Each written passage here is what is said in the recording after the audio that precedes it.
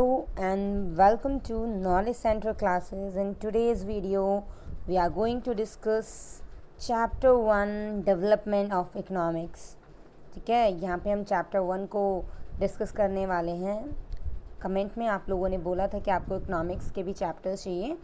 That's why I am making the video on this topic. Chapter का topic है हमारा development. ठीक है, यहाँ पे हम चैप्टर में डेवलपमेंट और उससे रिलेटेड जितने भी टॉपिक्स हैं आपकी एनसीईआरटीज़ में गिवन और आपके बोर्ड के पॉइंट ऑफ व्यू से जो भी इम्पॉर्टेंट है उन सभी को क्वेश्चंस को डिस्कस करने वाले हैं. ठीक है, 5 मार्क क्वेश्चंस जो बोर्ड में इम्पॉर्टेंट हैं और 1 मार्क क्वेश्चन जो हम हाईलाइट करते हैं उन्हें भी डिस्कस करेंगे. But before starting the video I just wanted to say something to you. If you like this series that I'm presenting you in videos and like the content, please like, share and subscribe the videos and share to all. Okay, let's start the video with the first topic. यहाँ पे हम start करते हैं development word से. Development word ही यहाँ पे हमारे चैप्टर का नाम है. क्या है development? Firstly you have to understand it is a comprehensive term, okay, which includes increase in real per capita income. That means average income अगर हमारी increase हो रही है, average means per person income. ठीक है, and there is any improvement in living standard of people. अगर लोगों के रहने सहने के ढंग में भी improvement आ रही है, रिडक्शन हो रहा है पॉवर्टी में, गरीबी कम हो रही है, तो वो हमारे लिए डेवलपमेंट ही होगा, है ना, विकास होगा. लेकिन यहाँ पे क्या बात करते हैं, अलग अलग लोगों के लिए ना डेवलपमेंट के जो नोशंस हैं, विचार हैं, वो काफ़ी अलग होते हैं. जैसे बात करते हैं यहाँ पे different people have different notions of development because life situation of a person and the different are different, क्योंकि उनका रहने सहने का ढंग जो होता है उनके लिए अलग अलग होता है, तो उनके लिए डेवलपमेंट का मीनिंग भी अलग होगा. And therefore their aspirations and their desires and goals are different. हाँ, यहाँ पे उनके इच्छाएँ, उनकी गोल्स, ये सारी चीज़ें भी डेवलपमेंट के अकॉर्डिंग अलग अलग होती हैं. ठीक है, हमने यहाँ पे डेवलपमेंट को देख ही लिया है कि डेवलपमेंट क्या है. हमारी इनकम में किसी भी तरीके का इंक्रीज़, बढ़ोतरी होना, हाँ, या लिविंग स्टैंडर्ड में इम्प्रूवमेंट आना, पॉवर्टी में कमी आना, रिडक्शन आना, ये सब हमारे लिए डेवलपमेंट है. और हर व्यक्ति के लिए, हर स्तर के व्यक्ति के लिए डेवलपमेंट एक अलग अलग लेवल पे होता है. ठीक है, चलिए नेक्स्ट बात कर लेते हैं. यहाँ पे कुछ इम्पॉर्टेंट टर्म्स डेवलपमेंट से रिलेटेड क्या है. First, growth of the economy along with the improvement of quality of life of the people. अगर मानिए हमारी इकॉनमी में ग्रोथ हो रही है, विकास हो रहा है, वृद्धि हो रही है, हाँ, तो उसमें लोगों की लिविंग स्टैंडर्ड में, उनके रहने सहने की जो गुणवत्ता है, क्वालिटी है रहने सहने की, जो ढंग है, उसमें भी इम्प्रूवमेंट आ रहा है, हाँ, सुधार आ रहा है. जैसे कि हेल्थ फैसिलिटीज़ अच्छे से मिल पा रही हैं, एजुकेशन फैसिलिटीज़ अच्छी मिल पा रही हैं, तो उनके अकॉर्डिंग वही उनका डेवलपमेंट है. हम बात कर लेते हैं यहाँ पे पर capita income. What is per capita income? ठीक है, पर कैपिटा इनकम क्या होता है? When the total national income is divided by the total population. जो हमारी टोटल नेशनल इनकम को हम यहाँ पे हम लिख लेते हैं नेशनल इनकम. ठीक है, उसको डिवाइड करते हैं हम टोटल पॉपुलेशन से. टोटल पॉपुलेशन तो हमारी पर कैपिटा इनकम आती है. ठीक है, तो अगर आपसे फॉर्मूला पूछा जाए तो if you are just writing for 1 marks what is average income या what is per capita income, then you have to write when the total national income is divided by the total population, it is called the per capita income. And you can show with this formula. ठीक है, इस तरीके से आप लिख सकते हैं per capita income is goes to like national income upon population. ठीक है, सो यहाँ पे आप देखिए it is an average income obtained as the ratio, you can say the ratio between the national income and the population of the country. As you can, according to your language you can write. okay, यहाँ पे आपको जैसा भी सही लगता है उसके according आप इसकी डिफाइन लिख सकते हो for 1 marks. ठीक है, and when we are talking about national income, national income क्या होती है ना? National income is the money value of final goods and services produce by the country during the accounting year. अगर आप commerce में जाएंगे तो आपको पता चलेगा अकाउंटिंग ईयर क्या होती है. 1 ईयर ड्यूरेशन होती है. कौन सी ड्यूरेशन होती है? जो होती है 1 अप्रैल टू 31 मार्च. ठीक है, ये होता है हमारा अकाउंटिंग ईयर. ठीक है, तो नेशनल इनकम क्या है हमारी, मतलब अगर हमें पता चले तो नेशनल इनकम या नेशनल डेवलपमेंट, एक तरीके से बोलें तो national income is the money value, एक मनी वैल्यू होती है उन सभी फाइनल गुड्स और सर्विसेज की जो पूरे देश में हमारे यहाँ पे एक साल में प्रोड्यूस हो रहे हैं, वही हमारी नेशनल इनकम होती है। ठीक है, अगर नेशनल डेवलपमेंट की बात करें इसी से रिलेटेड, क्योंकि इनकम से ही तो डेवलपमेंट जुड़ा हुआ है ना, तो क्या होगा, national development is a comprehensive term which includes improvement in living standard of the people, है ना, ऑफ अ कंट्री। यहाँ पे सभी लोग जो कंट्री में रह रहे हैं उनका लिविंग स्टैंडर्ड इम्प्रूव हो और उनका जो पर कैपिटा इनकम है वो इंक्रीज़ हो। इवन प्रोवाइडिंग सोशल एमिनिटीज़, उन्हें education, medical care, social services वो सभी अच्छे से मिलें, वही हमारा होगा नेशनल डेवलपमेंट। ओके, यहाँ पे आपको ये चीज़ क्लियर हो गई होंगी कुछ टर्म्स। अभी हम यहाँ पे बात करने वाले हैं इम्पॉर्टेंट क्वेश्चन जो आपका आ जाता है ह्यूमन डेवलपमेंट इंडेक्स या ह्यूमन डेवलपमेंट रिपोर्ट से रिलेटेड।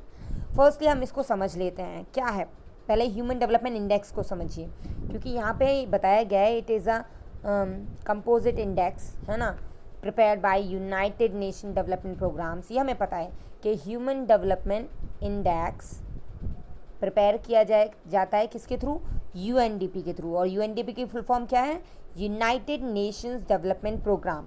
ठीक है, और तो ये होता क्या है, it is N index prepared by the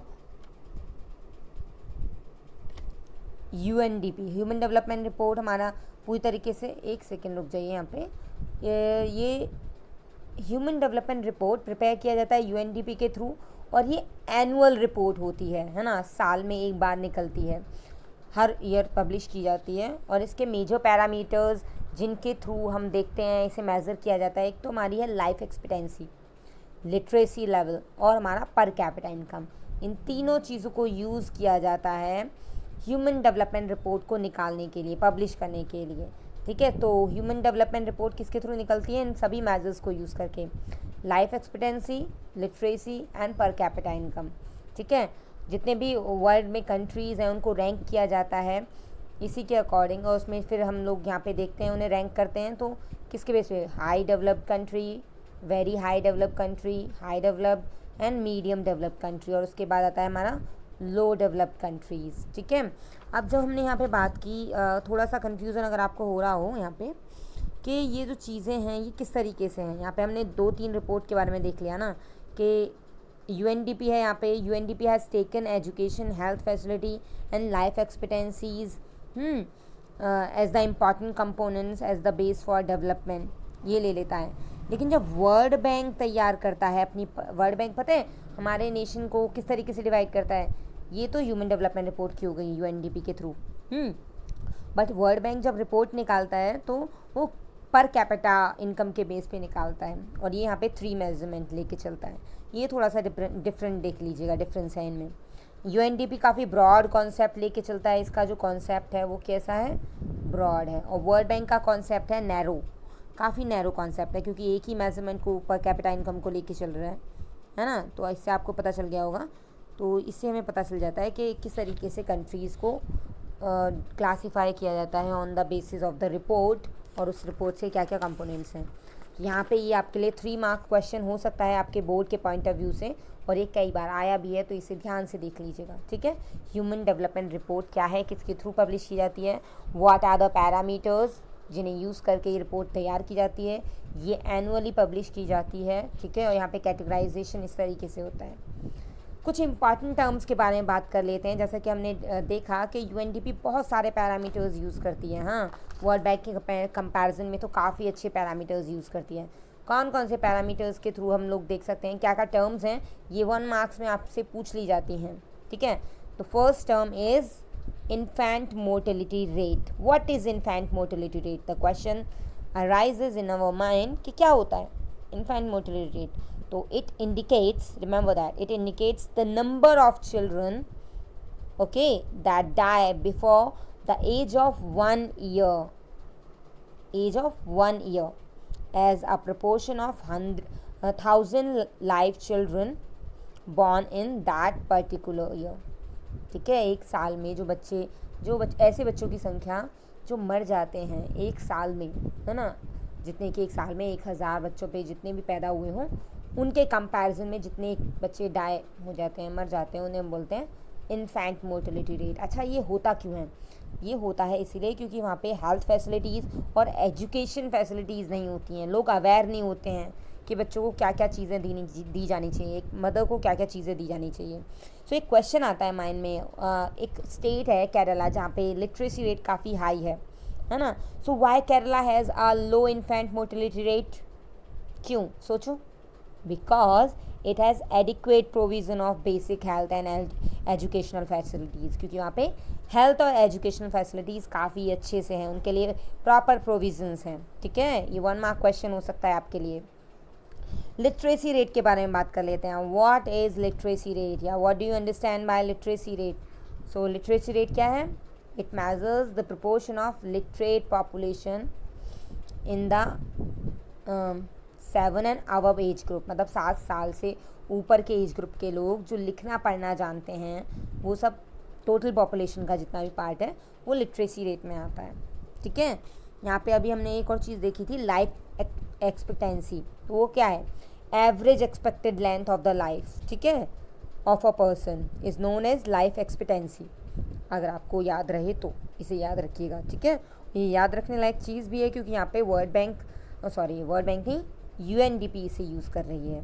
ठीक है, चलिए नेट अटेंडेंस रेशियो देख लेते हैं। अटेंडेंस रेशियो यहाँ पे इसलिए बोला गया है क्योंकि हमारे यहाँ पे जब एजुकेशनल फैसिलिटीज़ की बात करते हैं तो कितने बच्चे अटेंड करते हैं स्कूल्स को, तो उसका रेशियो कैसे फाइंड करते हैं। So it is a total number of children of age group of 6 to 10, मतलब 6 से 10 साल की उम्र तक के बच्चे जो कि स्कूल अटेंड करते हैं, उनकी परसेंटेज, जितना टोटल नंबर हैं हमारे यहाँ पे उसी सेम ग्रुप के, तो उनके परसेंटेज को हम नेट अटेंडेंस रेशियो बोलते हैं। जो स्कूल में आ रहे हैं, अटेंडेंस दे रहे हैं, डेली स्कूल अटेंड कर रहे हैं। ठीक है, बॉडी मास इंडेक्स, ये तो आप सबके लिए ज़रूरी है। क्या होता है? BMI बॉडी मास इंडेक्स, इसकी फुल फॉर्म है। ठीक है, is a way to find out if adult are under nourished, is to calculate body mass index. ठीक है, कैसे निकालते हैं इसे हम लोग? जब हमें यहाँ पे एक सेकेंड BMI फाइंड करना होता है तो BMI इक्वल्स टू होता है हमारा वेट, जितना भी आपका वेट हो अपॉन आपकी हाइट, ठीक है, उसका स्क्वायर। तो ऐसे आपका BMI नंबर निकल आता है। BMI क्या है? आपका बॉडी मास इंडेक्स क्या है। ठीक है, और यहाँ पे हाइट आप मीटर्स में लिखते हैं और वेट आपका किलोग्राम में। ठीक है, चलिए अब यहाँ पे हम सस्टेनेबल डेवलपमेंट को देखते हैं। सस्टेनेबल डेवलपमेंट से पहले हम कुछ 1 मार्क क्वेश्चंस को भी देखते हैं। अभी मैंने आपसे पूछा कि कुछ ऐसे इंडिकेटर्स हैं जो यूज़ किए जाते हैं फॉर द कंट्रीज़ डेवलपमेंट। तो एक क्वेश्चन आता है माइंड में, which is the most correct way to measuring a countries development? कौन सा करेक्ट वे है जो कंट्रीज़ की डेवलपमेंट के लिए यूज़ किया जाता है उनको मेज़र करने के लिए? अभी बताया था ना, वर्ल्ड बैंक क्या यूज़ करता है? पर कैपिटा इनकम, है ना। तो पर capita income is the most correct way of measuring a countries development. ठीक है, आगे भी हम कुछ क्वेश्चंस डिस्कस करेंगे, पर फर्स्टली सस्टेनेबल डेवलपमेंट को देख लेते हैं। What is sustainable development? क्या होता है sustainable development? So it means development without hampering या विदाउट डैमेजिंग। ठीक है, यहाँ पे आप हैम्परिंग और डैमेजिंग दोनों लिख सकते हैं। Without hampering the environment, it is the process of development that satisfy the present needs, जो हमारी प्रेजेंट नीड्स को भी सेटिस्फाई कर रहा है, without compromising the needs of future generation. जहाँ पे हम ये भी देख रहे हैं कि भाई हमारे आगे आने वाली जो जनरेशन है, पीढ़ी है, उसको भी वो सारी चीज़ें अवेलेबल हो सकें और हम भी अपनी नीड्स को सेटिस्फाई कर सकें। जैसे एग्जांपल ले लीजिए ग्राउंड वाटर का। Ground water is the natural resource so which is replenished by nature, और people of a particular generation must use water in such a way that people of future generation may also be able to use ground water. ठीक है, that means हमें उसको इस तरीके से use करना चाहिए, पॉल्यूट नहीं करना चाहिए, जिससे कि हमारे आगे आने वाली जनरेशन के लिए भी अवेलेबल हो सके। ठीक है, आपने देखा होगा ऐसे बहुत सारे कंट्रीज़ हैं जहाँ पे अभी से वाटर स्कैरसिटी होने लगी है, पानी की कमी, और you know that water is a basic need of every human. सभी की आवश्यकता है। अब इसी को अगर हम अच्छे से यूज़ नहीं करेंगे, एनवायरनमेंट को इसी तरीके से डिग्रेड करते रहेंगे तो कैसे होगा। तो एटलीस्ट हमें डेवलपमेंट की तरफ बढ़ें, लेकिन विदाउट डैमेजिंग द एनवायरनमेंट, है ना, जिससे कि आगे आने वाले लोगों को भी वो सारी चीज़ें मिल सकें जो हमें मिल रही हैं। अब लोगों के लिए ना डेवलपमेंट अलग अलग टाइप का होता है। कुछ लोगों के लिए डेवलपमेंट के मायने कुछ और होते हैं, कुछ के लिए अलग मायने होते हैं। एक लो क्लास के लिए डेवलपमेंट वो होगा कि उसके बच्चे अच्छे से पढ़ें और वो उसके यहाँ पे डेली जो 2 टाइम मील है या 2 वक्त का खाना है वो अच्छे से आए। एक मिडिल क्लास के लिए होगा एक अच्छी सैलरी, उनके बच्चे और अच्छे से ग्रो करें। हाई क्लास के लिए होगा ज़्यादा प्रॉफिट। तो सभी के लिए लिविंग स्टैंडर्ड के अकॉर्डिंग उनके डेवलपमेंट और उनके गोल्स अलग अलग हो जाते हैं। सो ये 3 मार्क क्वेश्चन में आ जाता है कि what do you mean by development and how what development promises with the different people and what are the different goals. ठीक है, तो for 3 mark this is the question. यहाँ पे देखेंगे इसका answer. People seek things that are most important for them. लोग हमेशा development का जो मेजरमेंट करते हैं ना वो उन चीज़ों के बेस पे करते हैं जो उनके लिए बहुत ज़रूरी हैं, जो उनकी इच्छाएं कंप्लीट करती हैं। अगर उनकी इच्छा कंप्लीट हो रही है लगातार, हाँ, तो एस देख लेते हैं that can fulfil there aspirations और डिज़ायर्स। जैसे मान लीजिए हमने कुछ सोचा वो हमारा पूरा हो गया, that means we are going to develop, है ना। हम लोग डेवलपिंग नेचर में हैं, हम लोग वृद्धि कर रहे हैं, हम लोग विकास कर रहे हैं, आगे बढ़ रहे हैं हम लोग। In fact, at times, 2 persons or group of person may seek different things which are conflicting. अलग अलग हो सकता है सबके लिए, ठीक है। So 2 things are quite clear. Number 1, different person can have different development goals. Obviously आपके पेरेंट्स के लिए आपके डेवलपमेंट गोल्स अलग होंगे। वो सोचेंगे मेरे बच्चे ये बने, वो बने, डॉक्टर बने, इंजीनियर बने। बट आपके लिए कि भाई मैं क्रिकेटर बनूँ, मेरे लिए वही डेवलपमेंट गोल्स हैं। मैं एक NGO वर्कर बनूँ, मैं एक टीचर बनूँ। सभी के अलग तरीके से डेवलपमेंट गोल्स होते हैं। किसी के लिए डेवलपमेंट गोल होता है कि मेरी राइटिंग इंप्रूव हो जाए, किसी के लिए होता है हम अच्छे मार्क्स ला दें, है ना। तो it can be different, it can be very, है ना, टू डिफरेंट पर्सनस। यहाँ पे अलग अलग हो सकती है। So what may be development for one may not be developed for the other. जो एक के लिए डेवलपमेंट है ज़रूरी नहीं वो दूसरे के लिए भी डेवलपमेंट हो, ठीक है। जैसे कि मानिए हम लोग इंडस्ट्री सेटअप करते हैं रूरल एरिया में, तो क्या उनके लिए वो डेवलपमेंट है? नहीं, उनके लिए तो डेवलपमेंट वो होगा कि उनका प्रोडक्शन ज़्यादा अच्छे से हो, है ना, उनकी अर्निंग्स हो, वो उनके लिए डेवलपमेंट नहीं होगा। लेकिन हमारे लिए क्या होगा?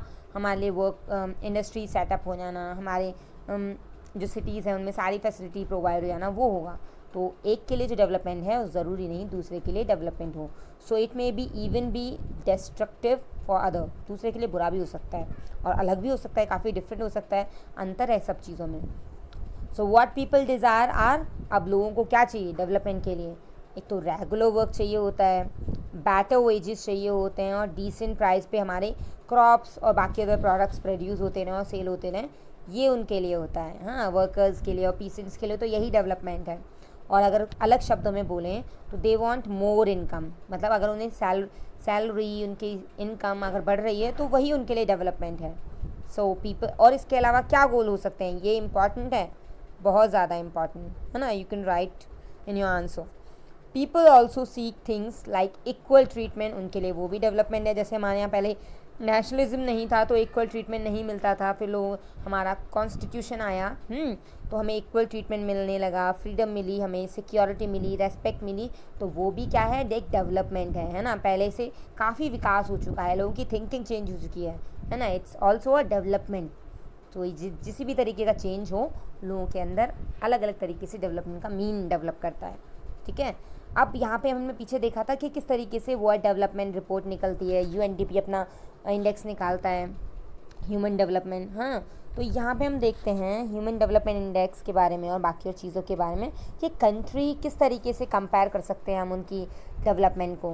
How to compare different countries according to the development. तो कैसे कर सकते हैं? Usually we can take one or more important characteristics of the persons, even that compare them on the basis of the characteristics. कैसे? Firstly, for comparing countries, their income is considered to be one of the most important attributes. अभी आपसे बोला था ना कि अगर हमें किसी भी कंट्री के डेवलपमेंट को कंपेयर करना हो, किसी भी कंट्री के लेवल को कंपेयर करना हो, तो कौन सा ज़्यादा सूटेबल रहेगा? कौन सा इंडिकेटर है? Which indicator is considered to be the most important major of the development? 1 mark question. तो हमारा आंसर होगा पर कैपिटा इनकम। क्या होगा बच्चा? पर कैपिटा इनकम, ठीक है, ये हमारा इम्पॉर्टेंट इंडिकेटर होगा। ओके, चलिए देख लेते हैं next. Countries with higher income are more developed, okay, and then others with less income, तो वो होंगे लेस डेवलप्ड, ठीक है। The income of the country is the income of all the residents of the country, क्योंकि ज़्यादा national income होगी तभी तो हमारी पर कैपिटा इनकम भी ज़्यादा आएगी ना। हमने पीछे फार्मूला देखा था वहाँ पे कि नेशनल इनकम जितनी ज़्यादा होगी उतना ही हमारा पर कैपिटा इनकम हाई होगा, जिससे क्या होगा, this gives us the total income of the country. इससे में क्या होगा, पर कैपिटा मानो आप इंडिविजुअल हो, आपकी इनकम बढ़ रही है, आपके पड़ोसी की इनकम बढ़ रही है, देश में रहने वाले हर रेसिडेंट्स की इनकम बढ़ रही है, तो ऑब्वियसली हम लोग टैक्स ज़्यादा देंगे गवर्नमेंट को और नेशनल इनकम भी बढ़ेगी, तो हमारी नेशनल इनकम भी बढ़ती है, उससे ग्रोथ होती है। ठीक है, अब फॉर कंपैरिजन बात करें बिटवीन कंट्रीज, तो total income is not such useful measure, बहुत सारे बात करते हैं, तो इसीलिए तो ह्यूमन डेवलपमेंट रिपोर्ट निकलती है। तो we compare the average income which is the countries divided by its total population. तो हम यहाँ पे एवरेज इनकम को कैसे यूज़ करते हैं, एवरेज इनकम को पर कैपिटा इनकम भी बोलते हैं।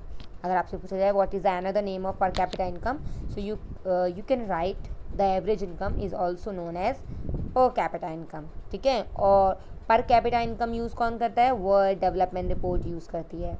तो वर्ल्ड डेवलपमेंट रिपोर्ट निकलती है बाय द वर्ल्ड बैंक। कौन निकालता है वर्ल्ड डेवलपमेंट रिपोर्ट, कौन निकालता है, वर्ल्ड बैंक निकालता है। 1 मार्क क्वेश्चन इंपॉर्टेंट है, who publish world development report, world bank publish the world development report. And which indicator they use to compare the countries development, तो they use per capita income. ठीक है, वहाँ पे UNDP का अलग थी, human development report, और ये है वर्ल्ड डेवलपमेंट रिपोर्ट। ठीक है, ये वर्ल्ड बैंक निकालता है। ये केवल एक ही मेजरमेंट यूज़ करता है, एवरेज इनकम या पर कैपिटा इनकम, और वो यूज़ करते हैं per capita income, health facilities, ठीक है, life expectancy, literacy. Okay, so let's move. एक क्वेश्चन आता है 5 मार्क्स में, यहाँ पे हमने लगभग सारे टॉपिक कंप्लीट कर लिए हैं, बस कुछ क्वेश्चंस हैं, है ना। जैसा कि हमने देखा कि डेवलपमेंट सभी के लिए अलग अलग होता है, तो उसके मायने भी अलग होते हैं। So why are public facilities needed for the development of the country, कि क्यों पब्लिक फैसिलिटीज़ एक कंट्री के डेवलपमेंट के लिए ज़रूरी होती हैं। As you know that country में एक ही तरीके के लोग तो होते नहीं हैं, we have different type of sections in our country, in our society. तो उन सभी के बीच में किसी भी तरीके का गैप ना रहे, उसको मेंटेन करने के लिए वी नीड पब्लिक फैसिलिटीज़। ठीक है, डेवलपमेंट एक लेवल पे हो, एक इक्वल लेवल पे हो, तो उसी के लिए हमें पब्लिक फैसिलिटीज़ की ज़रूरत पड़ती है। So let's see the answer. ये हम फॉर 3 and 5 मार्क्स देख सकते हैं। ठीक है, देखिए यहाँ पे public facilities play very important role in, role यहाँ पे अलग है, role in the development of a country as these includes education, health, transportation and banking. ये कुछ ऐसी फैसिलिटीज़ हैं जो हमारी गवर्नमेंट हमें प्रोवाइड करती है। आपने देखा होगा कितने सारे गवर्नमेंट स्कूल्स हैं, हॉस्पिटल्स हैं, प्राइवेट ट्रांसपोर्ट सिस्टम है, बैंकिंग फैसिलिटीज़ है जो हमें गवर्नमेंट प्रोवाइड करती है। इसमें एजुकेशन को ले लेते हैं। Education is the most important public facility which is required both by the rich as well as the poor. सभी, चाहे वो अमीर हो गरीब हो, दोनों के लिए ज़रूरी है। इवन इसके अलावा हमने देखा होगा PDS क्या है, पब्लिक डिस्ट्रीब्यूशन सिस्टम। इसके थ्रू क्या होता है, जो पुअर सेक्शन है या बाकी मिडिल क्लास सेक्शन है या अंडर द पॉवर्टी लाइन जो लोग आते हैं, उनको फूड सिक्योरिटी प्रोवाइड की जाती है at the minimum price. Market price से कम लेवल पे वो सारे फूड एक्सेस कराए जाते हैं उन लोगों को, जिससे कि उनको भी वो सारी चीज़ें मिल सकें जो बाकी लोगों को मिल रही हैं। So what is PDS, public distribution system. आप जो राशन फैसिलिटीज़ के थ्रू जिन लोगों को राशन मिलता है ना, वही हमारा PDS है। ठीक है, नेक्स्ट है हमारा important transportation. So many transport facilities like कैसी मिलती है हमें, देखो रेलवे एक ब्रॉड सिस्टम है ना ट्रांसपोर्टेशन का, एयरवेज, वाटरवेज, बैंकिंग फैसिलिटीज़, ये काफ़ी अफोर्डेबल हो चुके हैं हमारे लिए। ये कलेक्टिवली हमें क्यों प्रोवाइड की जाती हैं, क्योंकि जिससे कि हमारा कंट्री डेवलपमेंट की तरफ बढ़े। ठीक है, और ये हमारा गवर्नमेंटल फैसिलिटीज़ होती हैं, यानी कि पब्लिक फैसिलिटीज़ होती हैं जो हमें गवर्नमेंट प्रोवाइड करती है। Now you can understand what is the importance of public facilities for the development of a country. Okay, यहाँ पे आप समझ चुके होंगे।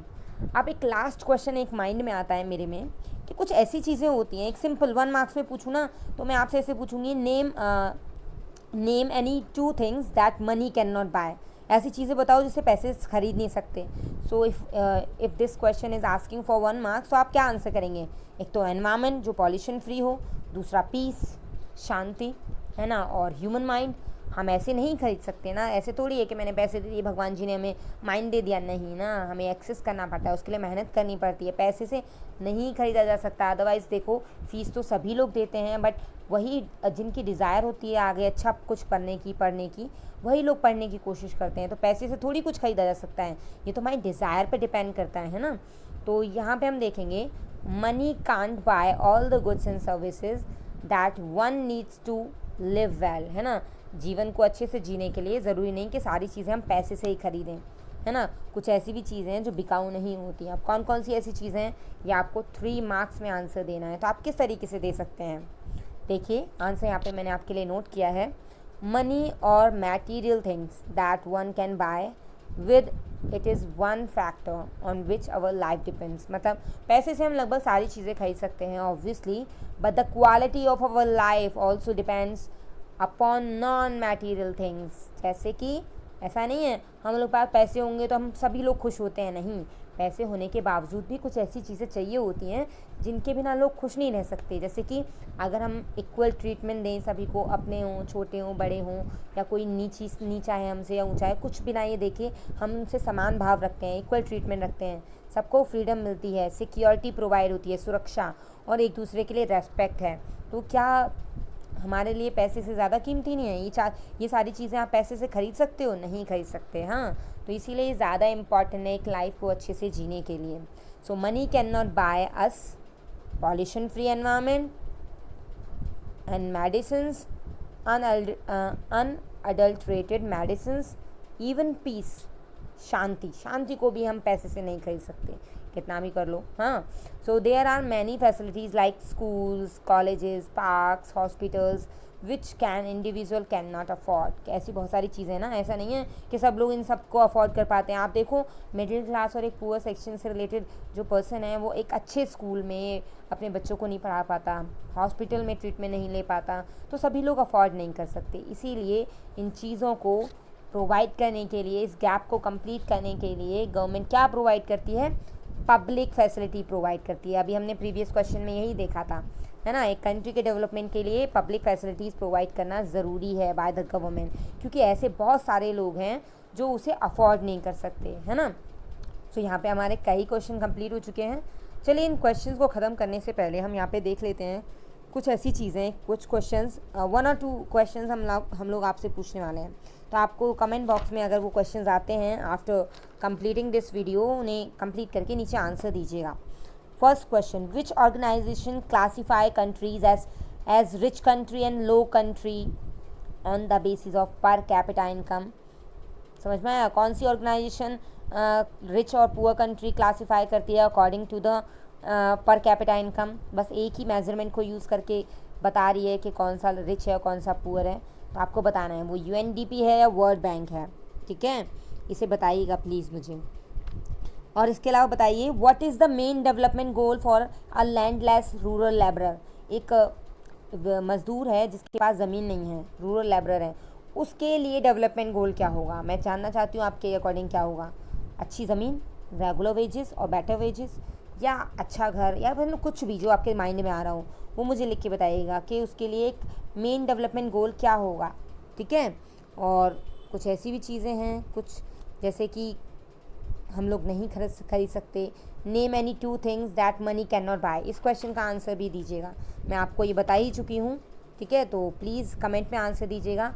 And if you like this video, please like, share and subscribe the channel. Thank you.